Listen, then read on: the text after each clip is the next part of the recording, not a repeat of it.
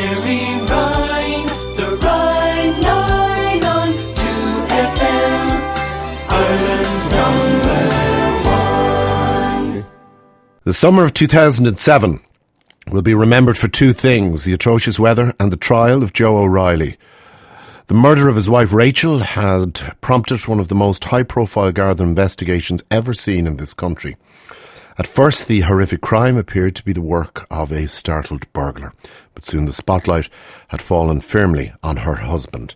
While he played the role of grieving widower, begging the public for their assistance to catch his beloved wife's killer, strands of evidence were being brought together that would eventually create the rope that would prove beyond reasonable doubt his guilt to a jury. Author and journalist for the Irish Mail on Sunday, Jenny Friel, was assigned to cover the story. Her investigations, reports and a series of one-to-one interviews with the prime suspect paint a vivid and revealing picture of Joe O'Reilly in her new book, The Suspect. And Jenny joins us in studio. Jenny, good morning and welcome. Good morning.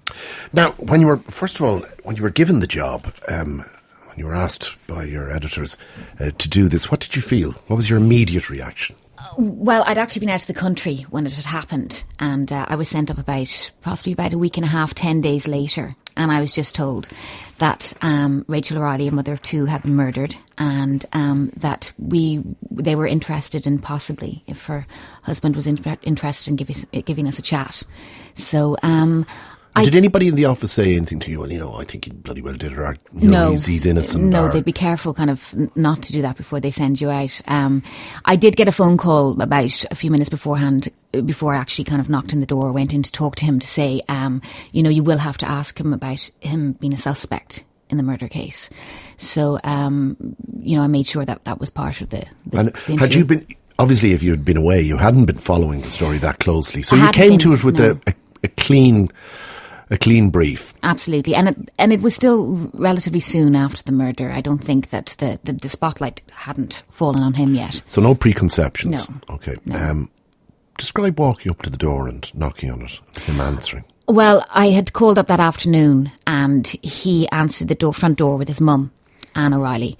And they kind of looked, you're always kind of a bit uneasy calling it such a horrible time, and you kind of, try and make it as quick and as brief as possible. And they were, very polite, very nice about it. And I explained that what we hoped to do was a chat about Rachel, who she was, what was happening now. If they knew anything was going on in the investigation. So he said, you'd prepared all this in your mind before he opened it? Because I think that moment he opened the door was probably quite significant. Well, what was he like to you the moment he opened the door? Hello, I'm Jenny Friel from the Mail. He kind of sighed, little sigh, and kind of like, right, as if he was almost expecting it. Yeah, as if he was expecting it. And probably other journalists called up already as well. So you felt comfortable with that? Yeah, it was, you're a little This is the way it should be. It's a bit awkward, but this is the normal thing. This is fine. And his mum was kind of standing behind him, behind his shoulder, and she was kind of looking out. And he said he couldn't do it there, but if I came back later that evening at about 8:00, he'd be happy to talk then. And so, you're kind of always surprised maybe sometimes when people agree to talk, or not surprised, but relieved. And kind of, I went back and rang my news desk and explained that I had the interview, but it was going to be late that evening, and could they arrange for a photographer to go out with me. And what was he like when he brought you into the house?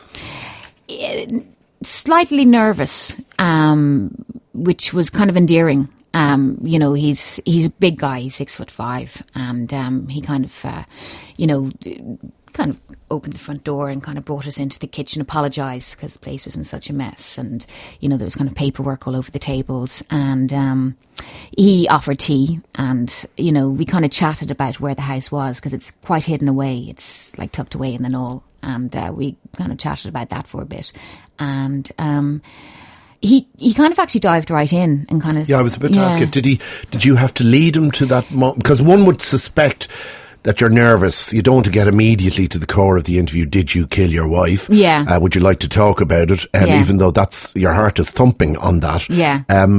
But he spares you that problem. Well, he kind of jumped into talking about it and kind of talking about the events that happened that day in kind of like a chronological order, and went quite fast.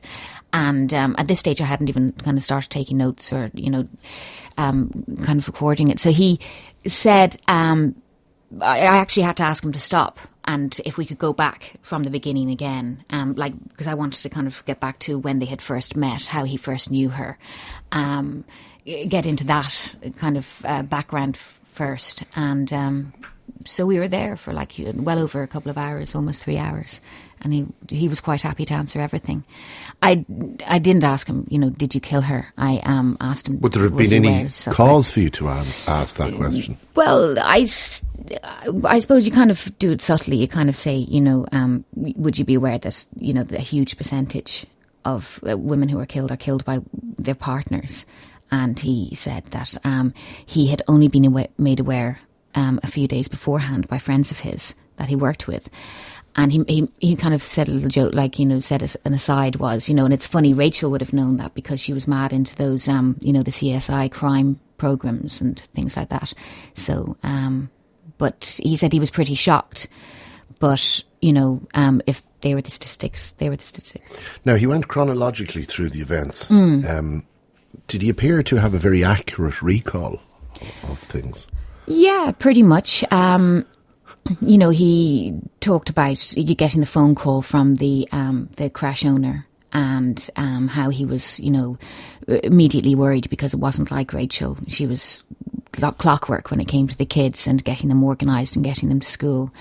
And talked about how he rang her family and basically I think he went to collect his youngest son or his eldest son from school and then came back to the house and talked about, arriving at the house. Rose came out of the house to meet him. Who was Rose? Rose Callally is Rachel's mother. He could tell by looking at her face that something was seriously wrong. She said something to him like, I think, there's something wrong. You have to get in. I think she may be dead. He ran down, talked about getting, down to her, finding her body. He was comfortable enough to talk about that thing. I think possibly he prepared himself, for interviews. Did he seem upset? It's one thing to talk about the events that lead up to you discovering the body, lead up to you being at that moment, arriving at that moment where you deeply suspect something awful has happened. That we all have those moments in our lives. Yeah. How do you tell that, though? Usually you tell it, you stop, your tone of voice changes, your body language changes, maybe almost imperceptibly. Yeah. Did he change when he got to the moment of discovering her body? To be honest, or can you even remember? It was a long time ago. But I mean, maybe if you can't remember, maybe you didn't. No, I remember thinking it was very matter of fact. Yeah. And did that ring any bells whatsoever, or did you just put that down to his personality? I put that down to grief. I put it down to being in shock. Possibly that it hadn't sunk in. The fact that we're in the house where it happened. Perhaps he was wanting to get through this as quickly as possible. I put it down to him wanting to catch the killer, and this was going to help because he was, sharing the details, and someone might come forward. That's what I assumed. So you were in the same role that an awful lot of the media, though not all of the media, but a lot of the media were in at that point, which was this fella's lost his wife. We'll at least present the possibility to him of putting out his plea for anybody with information to come forward. You didn't go, he's a bit odd. No, I didn't. I'm only saying that, Jenny, because we spoke about this before I started speaking to you. The number of people who, with hindsight now, claim that from the word go, they knew he was guilty. Yeah, no, I find him to be quite genuine. I liked him. You liked him?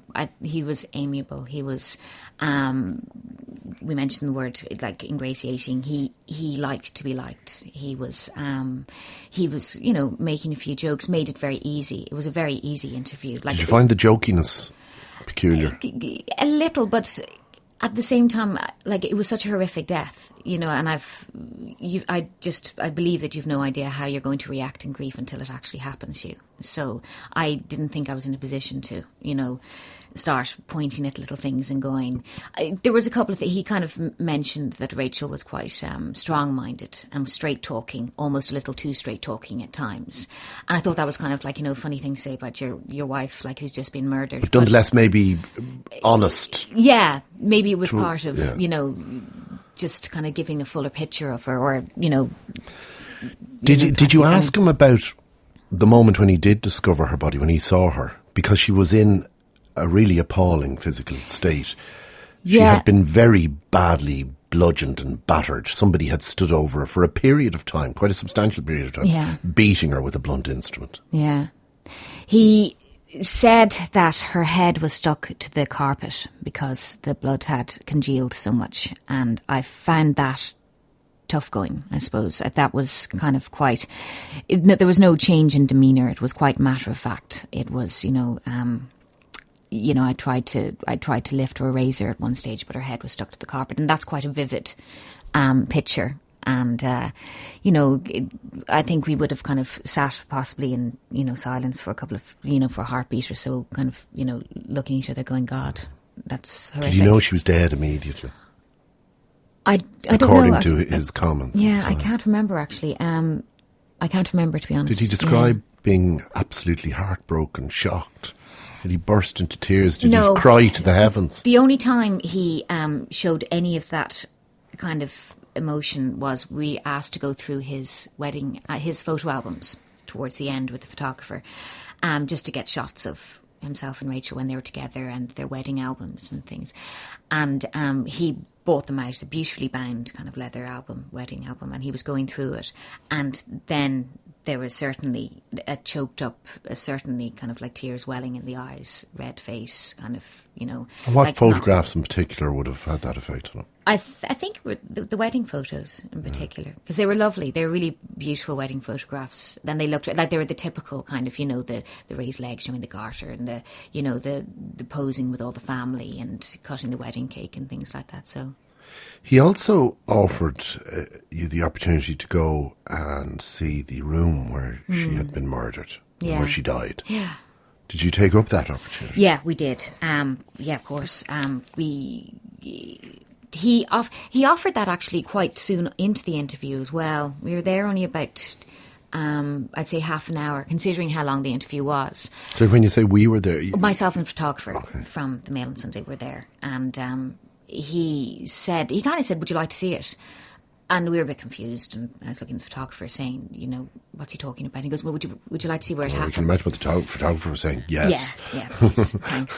So we went down quite uneasy, like not really kind of knowing what to expect or what was going to happen when we went down. But we went down kind of a long corridor. Were you excited? Apprehensive. I suppose a little. No, I wouldn't say excited. A little... I find it kind of unpleasant now, I have to say, kind of going down. I wasn't, but I knew it would be great colour. So it was an opportunity that, doesn't happen very often in these cases by any stretch of the imagination. So we went down, and it's the last room in the house. It's opposite their kid's bedroom. And there was, the first thing you noticed was that there was a big, huge hole cut in the carpet where Rachel's body had lain.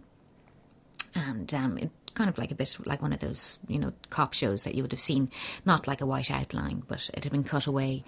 The door frame had been taken away for, as he pointed out to us, for forensic examination. And then he just started to point out the different blood splatters around the room. And we kind of stood in silence, really, for a bit. And what could you feel in the room? It was cold, but the whole house was cold because they hadn't been living there for a while. It was dark. It's kind of like it was a kind of a baby. My memory is that it's kind of a baby blue colour. So it was quite chilling. It was quite uncomfortable, and what's in the room? Was it a bedroom? There was a double bed, just kind of placed in the middle of the room. The room was a bit of a mess. I think they'd been getting Rachel's clothes ready to bring wherever. So there was kind of several plastic bags on the bed. It was unmade. There were no sheets on it. Chest of drawers, and And Did you stand on the outline? no, we kind of stood. Her feet had kind of landed, at the door frame, at the kind of the step there. So we kind of stood just inside that, looking at the rest of the room. He kind of went to the end of the double bed and up to where her kind of head would have lain. And the photographer was doing his business. I presume it was a him. Yeah. Yeah. Flashing away, kind of now in his own world, ignoring you. Yeah, Probably. yeah. Occasionally maybe looking over to you going, Jesus. Well, yeah, like the photographer he's a pretty experienced guy. Like he himself said he'd never seen, that had never happened, someone He'd never offering been to brought bring like no. that. So, were you shocked? Was this beyond your professional experience? Yeah, I was surprised. But did you say to yourself, well, this is what happens? Well, this is, yeah, and I kind of... Or was there anything in your fibre? You try and put yourself in the position, I suppose, don't you? Yeah. Would I be doing Would this? I do this? If I had lost someone I loved, like the mother of my 2 children, would I do anything? Would I offer anything to, anything that might help? So that's what I kind of thought. What was he doing as you were standing there trying to take in this? He was looking at us, and because we were kind of, I was, I suppose, visibly uneasy at like the scene and the blood splatters. What were you wearing? What was I wearing? God, I can't remember. Were you wearing a coat? It would have been because it was cold in the house. So you had your coat, you probably had it I still had it buttoned on. up. Yeah. So were you taking notes? Were you recording? Yeah, I was taking notes. So you're standing there doing the thing that we've all seen on the screen. Yeah. And the photographer doing his thing. And he's standing there. Is he upset? No, he wasn't. He was. Was he distracted or focused? He was matter of fact. I keep saying that, but he was very kind of matter of fact. And like he was giving a tour? Well, yeah. And which he described later himself as a tour to one of her friends. Did you have any sense of Rachel? No. There were no photographs in the room. There was nothing, there was nothing kind of girly about the room. I think her stuff might have been taken away at the time. So there was nothing, there was nothing there for me to see of her, if you know what I mean. Did you think about her in the room at that moment? I thought about a corpse, I think, more than anything. I thought about the fact that there had been a corpse there, and that, that there'd obviously been a lot of damage done to the corpse because there was so much blood around the room and the blood splatters.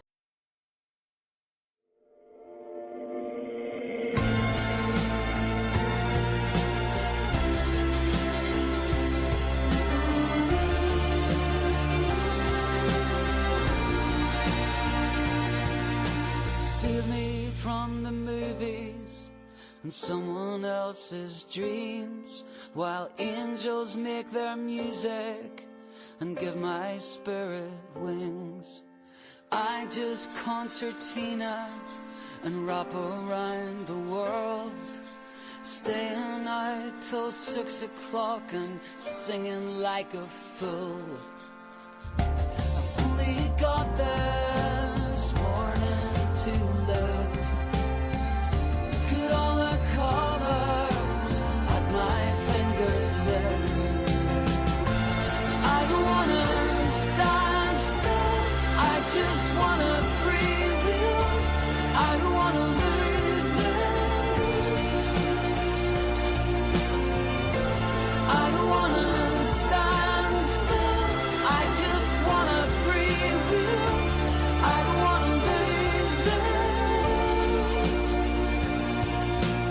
Feel my feet from dancing with just anyone at all. Worn out shoes, 'cause Lotus Blue keeps hanging in the hall. And you're this face in the distance I hope to recognize, but it's like running through deep water, trying to look into your eyes. I only got this morning to live. Look at all the colors at my fingertips. I don't wanna stand still, I just wanna free will. I don't wanna lose this. I don't wanna stand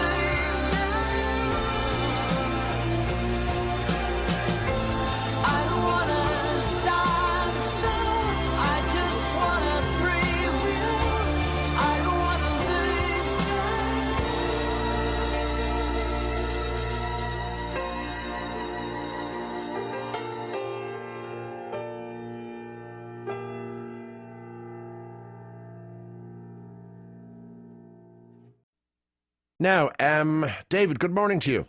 Hey, good morning, Gerry. Welcome. How are you? I'm doing great. It's nice and wet here in Dundalk. Oh, so good. Well, that's the way it usual. should be. That's the way it should be in Dundalk at this time of the year. Now, you're an American over here. Yesterday we were talking about work permits, specifically in relation to Africans coming to work in this country. Yeah. And indeed, we were talking about the definitions that we give to people who we believe to be illegally in this country. We call them illegal immigrants, whereas if they're Irish in the United States without documentation, we like to refer to them as the undocumented. And there were just a couple of our African pals who'd come to live amongst us here, a bit pissed off with that yesterday, and you know something? I don't blame them. Yeah. Now, you've another angle to the story. Yeah, I do have another angle. I just moved here in June. Me and my partner, we had a little baby girl in August. And I plan on living out here, working out here, you know, until the day I die, or until my daughter wants to move to America. But hopefully, Why did you come here, first of all, David? My girlfriend, we met in Phoenix, and she wanted to go back home here to Dundalk, and I wanted to go back home too, in the middle of the U.S., Kansas City. Well, the night that we both parted ways, we found out that we were having a child. Yeah. So I was like, okay, well, I'll go home. I'll work for 6 months and come over to you, save up some money and all that, come over to you and in June. So came over. She was, June, July, August. She was 7 months pregnant when I came over. Had our little baby girl in August and, come over to be a dad, basically, because it's always good to be a dad. Yeah, it's good to be a dad. Well, it's good to accept that you are the father and actually fess up to your responsibilities. So we're giving you 10 out of 10 for that, first of all. Oh, thank you very much. That's so, very yeah. good. Yeah, yeah. So that's a long way from Kansas to Dundalk. Yeah. You're not in Kansas anymore, Toto. No, you're not. You're in Dundalk. You're not in Kansas anymore. You're in Dundalk. Exactly. I get that every day. But so I've been out here looking for a job ever since I got here. I've handed out tons and tons of CVs. I've only got one callback out of 5 months. Oh, good God. Yeah, so one interview, and it was like a 3-minute interview, and I sort of thought it was sort of shady. And then once I left, they called me back a couple of days. Oh, we already filled that, we already filled the position. What's your skill? I'm a mechanic. I'm not certified. I know how to do the work. I mean, in the States, if you do such years of work in a shop, you really don't have to have papers, but it's a lot different out here with documents showing you have put in your apprenticeship in, you have papers, certifying that you are a mechanic and all that. But I'm really, Gerry, I'm at the end of my rope. I just need anything right now to stay in the country because they're going to have, I'm going to have to leave November 28th if I don't have a job by then. And have you got a work permit, have you? No, I got told two different things. One, you can't apply for a work permit. The employer can only apply. And the other one was you can apply for a work permit with the proposition for an employer to hire you. So I remember we had a nanny. She was from South Africa, and it was the employer. Like, I was the person who got the work permit, and mind you, she legged it not long after that. That's another story. Yeah. Anyway, but I was the person who got the work permit, not her. And I always thought that was a bit peculiar. But that is apparently the practice. Now, is that still the practice? This was several years ago. This was about 5 years ago. Is that still the practice? I'm not sure. But it certainly was at the time. Because I had to go to quite extraordinary lengths to figure it out. I mean, I got an awful lot of assistance from people in foreign affairs, from people in local government. A lot of people helped out. And the guards as well. They also gave me good heads up on how to, deal with the situation too. So we can find out that for you. Let's more to the point though. I think you really need a job, don't you? Yeah, because if you don't have somebody, let's presume that it is the same. It's the same operation that it was 5 years ago, where it's the employer and not the employee. That really doesn't make sense. Sure, it doesn't. The employee should be the person who looks for the work permit. Exactly. Yeah. I mean, I don't understand that, because my fear would be that if the employer is the person with the work permit, I mean, that's open to all sorts of abuse. Oh yeah. I mean, you could end up working for a shit like me. It says, why don't you get married to the mother of the child? I don't think that's according to the most recent high court decisions. That's not going to help you. Sure, it's not. Your Yeah. your child, if born here, will get Irish citizenship and the right to stay here, which is not much use if you're 1 year of age or whatever, because you won't be able to survive by yourself without your parents. Yeah. And the legal argument originally was that the child's welfare necessitated that the parents be allowed to stay here in the jurisdiction. That is no longer the opinion of the courts. Yeah, exactly. So that's not going to get you anywhere. So you need a job. Okay, This man is in Dundalk. He's a mechanic. How many years' experience as a mechanic have you got? 3 years. 3 years. What kind of stuff are you working on? Just pretty much everything in the States. I mean, cars, trucks, buses, anything. Have you been in the military? No. Okay. He's a mechanic of 3 years' experience. Have you a criminal record? No. No. Definitely not. Are you a drug addict? No. Do you molest children? No. Okay, this all seems pretty good. This isn't exactly Homeland Security, but it'll do. So if somebody give this guy a job, will you please? And somebody who's actually got a proper business, like with registration and VAT and stuff Set like up that. and all that. Yeah, so because we need somebody who'll be able to make an application to the correct authorities. We can help you with that too. We can find out exactly who you need to talk to. We've got a couple of friends inside. Oh, the mafia. Yeah. Not saying, that's the way it should be done, but, sometimes it helps. Yeah. So let's phone us now, 1850 715 922, in and around the Dundalk area. David will have to leave his child and his wife and go back to the United States if he doesn't get a job. We need somebody who'll be able to get him a work permit, and we need them now. 1850 715 922. You can text us 51552 or email us grs@rt.ie. David, hope we'll have something for you before midday. Okay, thanks, Gerry. Okay, take it easy. You owe me if I do this, right? Okay. You will be called upon one day by the family, okay? Okay, boss. I'll be waiting for the call. Good morning. 1850 715 815. Hello, good afternoon, and you're very welcome to Liveline. Today we're talking about Ireland's most famous pig farmer, Slab Murph, we'll call him. You all know who we're referring to. He's been in court over tax charges. Oh, dear God, I wonder is he an artist like myself and forgot to file the returns. President Bush, go ahead. Ladies and pigeons, we got him. Oh, dear God. Today we celebrate a great victory Go on. in the war against Slobodan McMurfovich. Slab president. He was a fearsome former leader of the terrorist group, the IFA. The IFA? Finally, the little piggies will celebrate a taste of freedom from this evil farmer Hoggett. What will you say to the people of County Louth? I say to them in their native tongue, Go on. a papa umama, a papa umama. Papa who? Do the shake and vac and bring the freshness back. Thanks, President. Dog breath, America. Thanks, President. Jerry Adams, good afternoon to you, Jerry. What have you got to say? Well, Joe, first of all, it's important to clarify a few issues. Tom Murphy is not a criminal. He's an innocent farmer. Well, then why are you, Mr. Chucky Armani, hanging out with the smelly bogger who the wall the pretentious... If you're going to stand there Well, and harass me... I'm sitting down, Jerry. Well, look, now you're interrupting But me. you did it first, Jerry, you did. Are you in the IRA? Go on. Joe, the IRA doesn't exist, okay? Does too. Does not, Joe. Does too, Jerry. Does not. Does too. Times 100 I win. Reverend Dean Paisley, good afternoon to you. Go ahead. Go on. Well, has it come to this? They could only catch a pigeon over a stupid little tax return. What are they? Oh, dear. These people in the 26 counties Dublin government wouldn't be able to find a banana on the man from Dell, would they?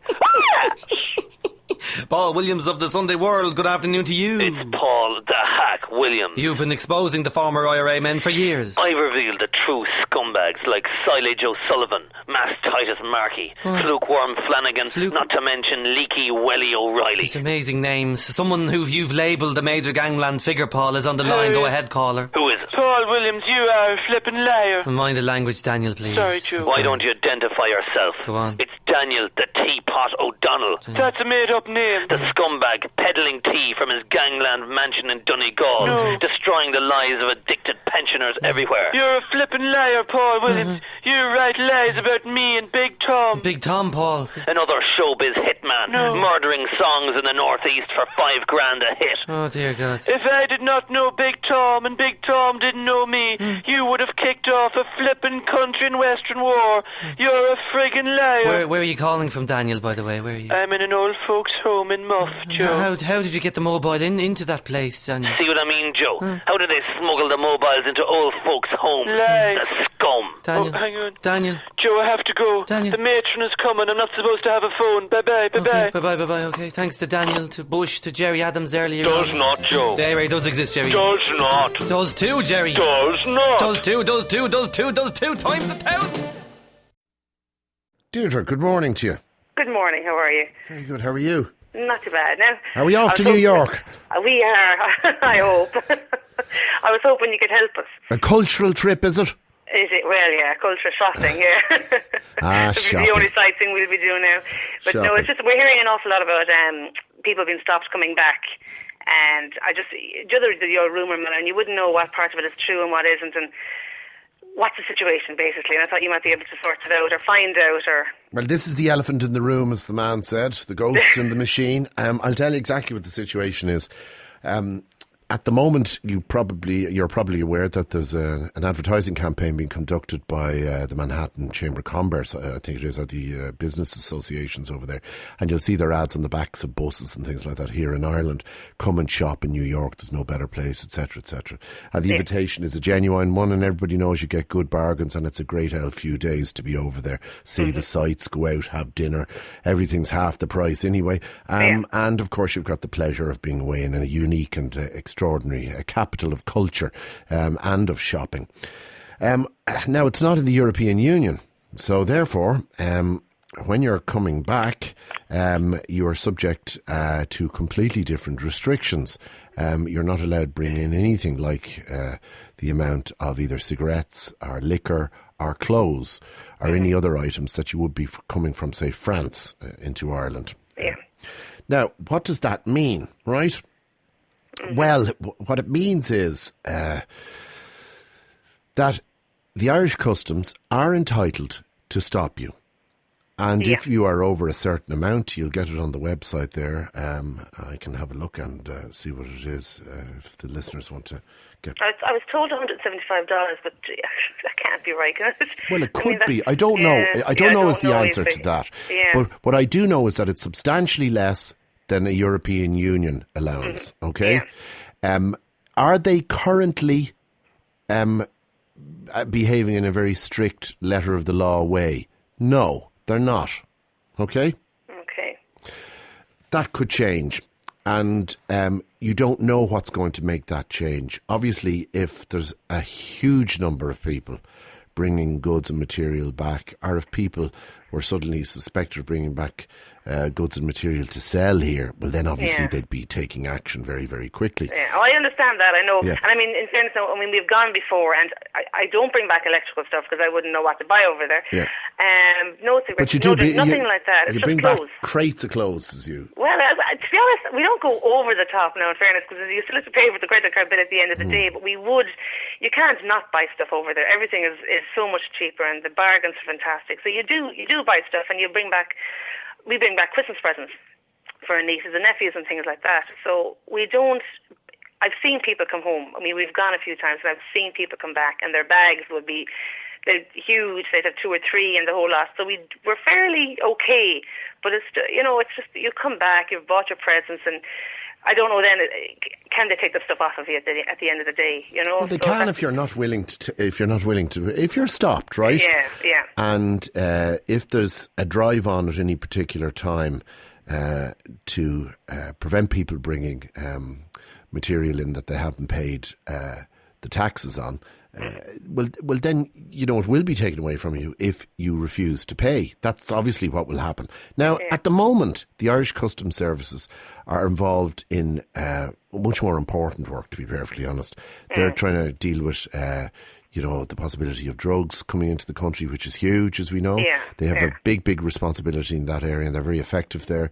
They also deal with, contraband like weapons, people bringing in illegal substances from other countries, and that's not just drugs, but it can be all sorts of things like strange foodstuffs and exotic animals, and you name it. Now, that's really the kind, and of course, the whole terrorism thing. The customs also play a role there as well. Now, that's mainly the kind of stuff that they're focused on nowadays. because it's quite a different world from what it was, say, 30 or 40 years ago, where, to be honest, most of the customs job was to see whether or not you were bringing home butter from the north of Ireland or whatever it was. Now, so it's a different world now. Now, there's really no point in me getting on to the customs and asking them about it, because what they're going to say, I know what they're going to say. They'll say, well, this is the law and these are the regulations, and anybody could be stopped at any time, and we we're not advising people to do something that's against the law, or that they may be stopped for if they don't wish to pay the taxes. I'll tell you what I will do. I'll go off and I'll find out exactly what you're allowed to bring in. Yeah. And the other thing is... And we'll try and get a kind of a feel for maybe how strict they're being at the moment. Yeah. Plus, how do you know the way say obviously if it is 175, I don't know about that, but if it is that, obviously everybody will be over that. How much do you have to, or what is it you have to pay? I mean, I will be bringing stuff in that will be more than that, and if I have to pay, what is it I have to pay? That's the other thing I'd like to know. You have to pay import duty. And what is that? How much would that be? I'll find out. I'll tell you what. I'll find out exactly what it is. I'll find out what the limits are, and I'll find out what the taxes are, who you pay them to, how long you have to pay them, and what happens if you don't. Okay? That's brilliant. That's as much as I can, and then maybe more importantly, we'll try and discreetly find out how much attention has been paid to this issue at the moment. Yeah. Okay. That's great. Now, you do know there's always the fear that the minute you start talking about this, suddenly loads of attention has been paid to it. Yeah. I mean, I think with the rate being so good at the moment, I know there's an awful lot of people travelling, So there's a huge number of people travelling, and they're travelling because there's an invitation there to do so. Yeah. That's exactly right. All right, Deirdre. Okay, that's great. Leave it with us. I'll get the info for you.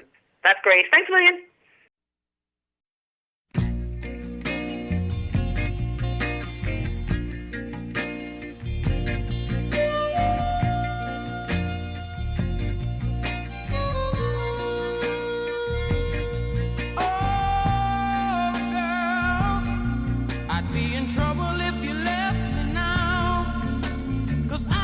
Where to look for love, I just don't know how. Oh,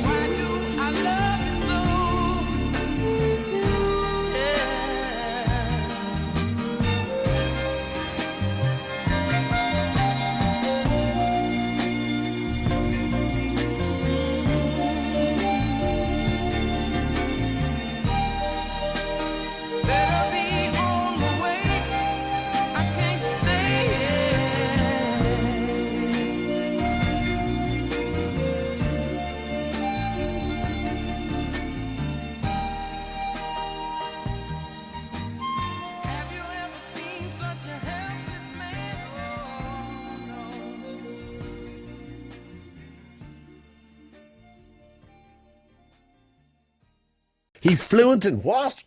In French. Dara, good morning to you. Hi, Gerry.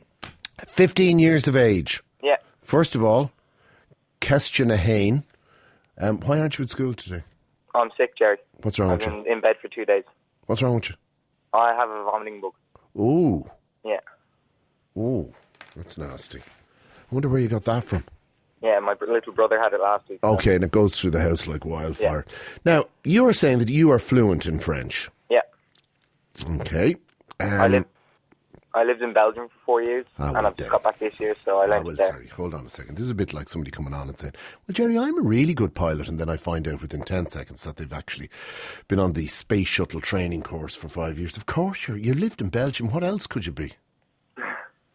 Yeah, while I lived there, you see, they taught French through French. Yeah. So for the first 3 years, I was completely lost. But in the fourth year, it began to click, and now I can understand Actually, can you describe that, Dara? What is that like? You're there for, 3 years is a long time to be lost. But what's it like when it actually just suddenly starts, the mist clears and you suddenly start being able to comprehend what's being said to you? Well, in the first year, I found it really, really hard. I couldn't understand anything. And I was brought on a linguistic trip into France, where we weren't allowed to speak English or anything with any of my classmates. Yeah. So I found that really hard, but it was enjoyable. And the second year was the I would have thought that would be excruciating and awfully lonely. Well, it was okay because we weren't allowed to speak English, but it was spoken anyway. Yeah, so. Okay, right, I understand. So it was kind of a Gaeltacht thing, was it? Yeah, kind of. And it took you 3 years to actually get it, did it? Yeah, 3 years. Well, in the third year, I found it easier. I found the mist beginning to clear, like you said. But in the fourth year, I found I could speak it. So. And you're completely fluent now? Basically, yeah. Wow. Okay, let me test you then. Okay. I can feel it. There is something in the air tonight. Oh, yeah. Je sens il y a quelque chose dans l'air ce soir. Oh, yeah. Oh, yeah. Oh, oui. Well done. To be or not to be, that is the question. What is it? Être ou n'être pas, ou n'est pas. C'est la question. Excellent. Do you want your old lobby washed down, Conshine? Do you want your old lobby washed down? Est-ce que vous voulez de laver votre voiture? Excellent. Here's another one. What is that brown mist emanating from your posterior? I can't say that one, Gerry, not on air, because I learned slang words for that. So. Oh, really? Yeah. Oh, come on, hit me with a few slang no, words. I can't, Gerry. Scheißen. Oh, no, that's German. No, isn't no, I it? wouldn't, German, yeah. Merde. Yeah, that's it. That's it, isn't it? Yep. Yeah. So, do you know what? Do you feel you're ahead of the posse now as a result of this? Because I would firmly believe that you are. Yeah, I do. In school, I do, yeah. Yeah, well, of course, you're miles ahead of them. You're furlongs. Your entire, racing stadiums ahead of them in school. But in terms of the way that you're going to sort of integrate into the real world, do you think it'll be an advantage to you? Not here in Ireland. No, I don't think in Ireland. But when I go away, when I go on holidays and things like that to France, it could be helpful. But can you imagine now if you're going to do business, being able to speak French? Maybe, yeah. I mean, the level of sort of access that it will give you, the confidence that it would bring to you in a meeting, or doing business with somebody, or arguing the toss over the price of a service, or something that you were hoping, a deal that you were hoping to cut, or, say you're in a room and somebody says, okay, we're going to try and hit them in Paris and Nice and Rennes. Who are we going to send over to sell this new product that we have here? And there's four of you in the room, and one of you can speak fluent French, and that's Dara. Lavasus, you've got the job, you're away. Yeah, I suppose. Oh no, it'll be hugely advantageous. I envy you. Far from Folan's grammar for you, young man. Far from Folan's grammar for you. Well, I do hope the vomiting bug improves. By the way, what were you doing in Belgium for all those years? Oh, it was my dad's job, took us over there. Yeah, what, is he in the diplomatic corps? Yeah. Okay, and you're back. Where is he now? Well, we're living in Dublin now, so. Okay. All right, well, I hope things work out well for you, and I hope you get better soon. And I'm very impressed. One final one. Let me see.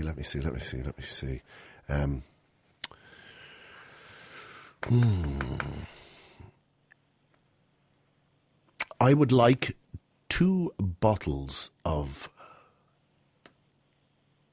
slightly hazy water with that dead salmon.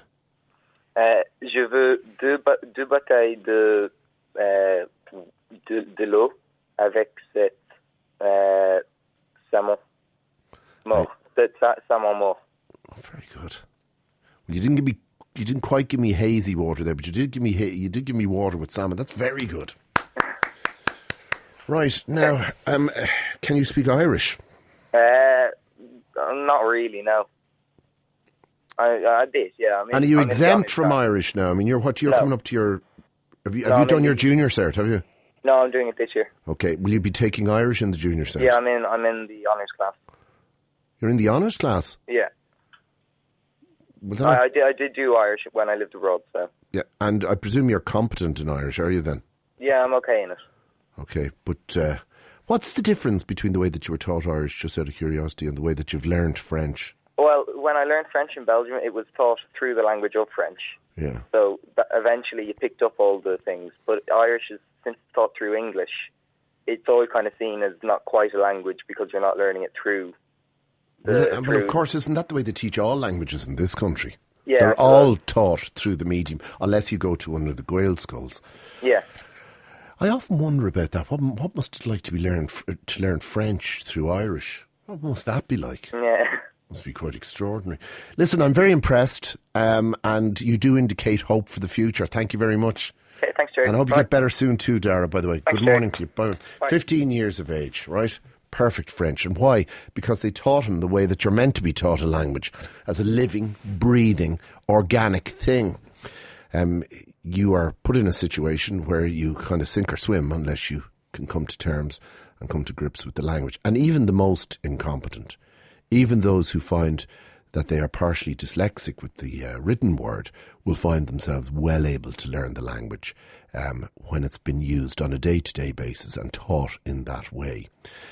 Because it's just like learning it from, infancy. And that really is the only way to learn it. There is no other way to learn it. I mean, that's the whole basis of linguaphone, I suppose, is that it's repetitive and oral. And that's, well, to be honest, why that young man was able to speak so fluently and so competently and with such confidence. 17 minutes past 10 o'clock. Siobhan, good morning to you. Good morning, Gerry. Now, you teach French to primary children. I do, yes. Do you teach them using Folens? No, definitely not. Well, no, I'm very sorry to hear that, because I was taught using Folens, a little pink book, and by Jiminy, it was, well, bloody useless, to be honest. Well, I actually never learned French in school, so I don't know the And how are you teaching French to primary school children? I'm originally a Montessori teacher. Okay. And I lived in France for 7 years and learned French over there. Okay, right. Well, you learnt it the same way my friend Dara learnt it in Belgium then. Exactly, yeah. I went over with Bonjour and that was it. And then I came back. And how long did it take you to get up to speed? Oh, a long time. And with a lot of alcohol in the beginning. I never had the courage, I suppose, to speak it, first of all, because I knew that I didn't speak it properly or whatever. And then afterwards, when I started to make French friends and everything, it was easier then. And what would happen with your French friends? Would they encourage you, or would they just refuse to get involved in speaking English? What was the modus operandi on it? Some of them actually, one good friend, Karen, she just downright really and still refuses to speak English. She works in the bilingual school that I worked in France, and she just maintained, well, you're not going to learn English if I speak, or you're not going to learn French if I speak English to you, so, tough. And can you remember, I didn't quite get it out of Dara because it obviously happened so subtly to him that he can't really remember or describe it, but can you remember the moment when you went from not being able to comprehend what was being said to you, or not knowing what to say yourself, to being able to? I was there for 2 years, first of all, and the school that I worked in, there were a lot of other Irish teachers. So to be honest, we didn't really make much of an effort ourselves. We spoke English all the time in school, teaching it obviously, and then outside school we were always together. So we didn't really make that much of an effort. It was just in shops or in bars or around. And then I came home then for a year, and I had my little boy over here, Jack, and I went back then afterwards, and I suddenly realised, I actually do understand what they're saying. So it was actually coming away from it and then going back that made me understand, made me realise that I did actually understand. And now you're teaching French to primary school children here in Ireland. Yeah, and what's your technique? We learn through fun and games, songs, arts and crafts. We do, it's basically just a little after-school club. The children come in for an hour a week, and they learn through fun games. We do arts and crafts. We do cookery. We've made pancakes and things like that, to introduce them to the French culture as well, not just the language. Good idea. And will you speak exclusively in French when you're doing this? Yeah, always in French. And do they understand you? They start, straight away they start, from actions and everything. When I went over to France, I was speaking English. I was teaching English. I didn't have any French, so I didn't have any choice. The children didn't have any choice. I couldn't speak French to them. Well, what I'm always fascinated by, I can understand how somebody will go, poire, and you're holding a pear, right? Yeah. Okay, I understand that.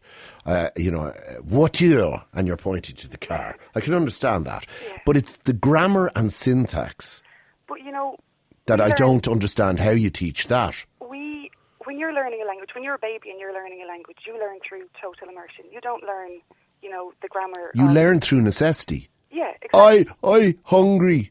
No, Exactly. no, Charles, I am hungry. I'm not going to give you the bottle unless you say, I am hungry, not I hungry. No, exactly. That's the way it is. And, with the smaller children, the 4 and 5 year olds, when they come in, just through songs, through games, through reading stories, they learn, that's the correct way of saying things. That's the way that I learned. Do you know what I mean? I didn't learn it was le, this, and la, that, or whatever. It's funny you should say that, Siobhan, because I have told the story, and mostly to people who don't believe it. Many, many, many years ago. How old is she now? She's just 20. She's 22. My eldest daughter, Charlotte.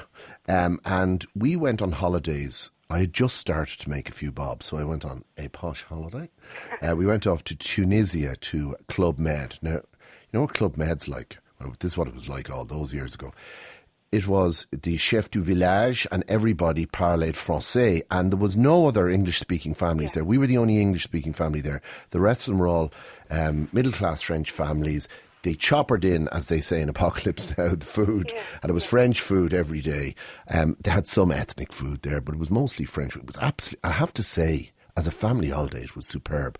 But they took away the young children, and our little one at the time she was about 4, yeah. And she went to Le Club Petit, right? And I remember saying, well, how's she going to get on here, because I was having enough problems trying to order a beer, So and they explained to me in very sort of slow French that they spoke French in the club, and they put on plays and they did nature walks and all sorts of stuff like that. And I remember saying to my wife, God, she's going to be completely lost. I guarantee, because we were there for nearly a month, right? I guarantee after a fortnight she was fine. She was flying, yeah. She was absolutely flying. And I remember going over and watching her in this play, and I couldn't believe it. Of course, the French are so sophisticated. Could the 4-year-olds be drawing little pictures to show their mammy and daddy? No, they were putting on a full-blown moral play. And it was, and I remember, and I have a video of her, I must show it to her, she'd be amazed. And there she was, blossoming away. As Francais, and it was because of what you've just described, because of immersion in the language. Yeah, complete total immersion. That's, sometimes, you see a child that they're getting frightened or whatever, that they don't understand and they're getting panicked, and you'll have to say something like a small word in English, and you'll always get some other child saying, oh, don't speak English, because they just know themselves, it's not English hour, it's French hour. And do they like it, Siobhan, do they? Yeah, I mean, I've over 130 children now. And not a Foland's grammar in sight. And not a Foland's grammar in sight. Well, I mean, we do photocopies every so often. I don't use a book because, I don't want a particular And what's your ambition at this stage? What do you hope to get them to by the end of term? Well, I hope for them to get to secondary school and not be afraid. And not arrive at, what was it in secondary school? Now, you're obviously younger than me, I think. But I recall it was, où est-ce que vous habitez, Jacques? Yeah. J'habite la rue de la Gare. Exactly. Voilà Monsieur Thibault. I have one friend actually, and she's always saying, "Oué, le gars, s'il vous plaît," because that's all she remembers from French. Like I said, I didn't do French in school. I actually did German in school. Can't speak a word of German now. 13 years after leaving school, can't speak a word of German. But because, I lived in France, worked in France, that's how I learned. Yeah, the only German I know I learned from the Victor and Hotspur comic. Achtung, Handy Hock. I also learned Japanese from comics as well. I den as I, do as I do. And I can't remember the rest of it. There was another one for Put Up Your Hands as well. They had all to do with the Second World War. Not a very politically correct way of learning a language. It was the only foreign language, though, that you had was in the comic and nowhere else. Now, is this done as part of the school curriculum? No, it's actually done outside schools. Okay. I do in class in some schools, but also in some community centres around where I live in Naas. Well, a very wise idea for those parents who have decided to avail of your services. I've noticed as well the children, and not to put down the other children, but the children in the Gael school where I teach, they're fantastic because they already have Irish. Yeah. They're just so used to total immersion Irish that when I come in, there's not a word. Do you find that they're at an advantage? Yeah, well, definitely learning learning French. Yes, definitely. Right, that's interesting. Yeah, fantastic. And my son as well. When we came home when he was, I went to France when he was 9 months old. Went back to France, and then we came back when he was 5. And he was able to start picking up Irish fairly quickly in school as well because he already had a second language. So. Okay, now do you recognise this language? Are you ready?